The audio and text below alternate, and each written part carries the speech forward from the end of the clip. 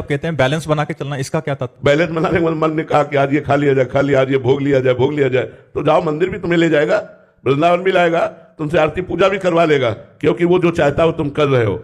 जिस दिन वो जो चाहे हो तुम ना करो, और जो शास्त्र कहते हैं, गुरु कहते हैं, वैसा केवल चलो, तब तुम्हें समझ में आएगा मन किसे कहते हैं, तब समझ में आएगा मन किसे कहते हैं।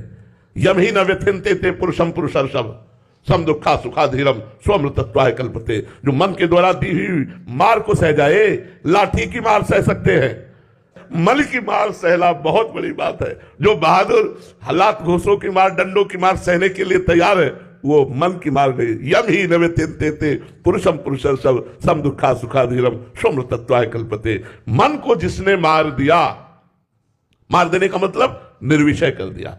मन मार्या तन बस में किन्हा, हुआ भरम सब दूर, बाहर से कछ दिखत नहीं, अंदर चमके नूर। आपो त्याग जगत में बैठे नहीं किसी से काम, उनमें तो कछु अंतर नहीं, संत कहो चाहे राम।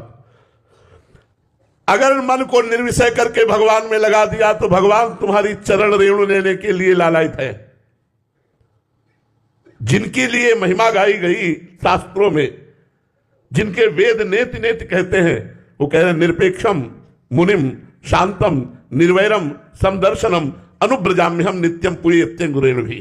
जो किसी भी विषय की, व्यक्ति की, वस्तु की, स्थान की अपेक्षा नहीं रखते, निरपेक्ष है और निरंतर मननशील है, भगवत चिंतन परायण है, शांत है।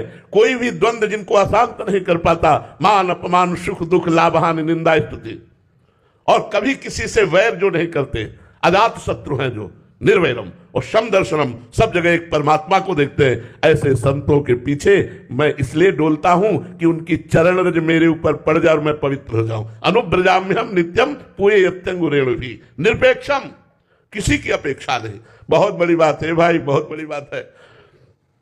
हम लोग अंदर की बात जब देखते हैं तो केवल इतना ही है। हम आपको बताएं, पूरे जीवन की साधना का सार क्या मिला है?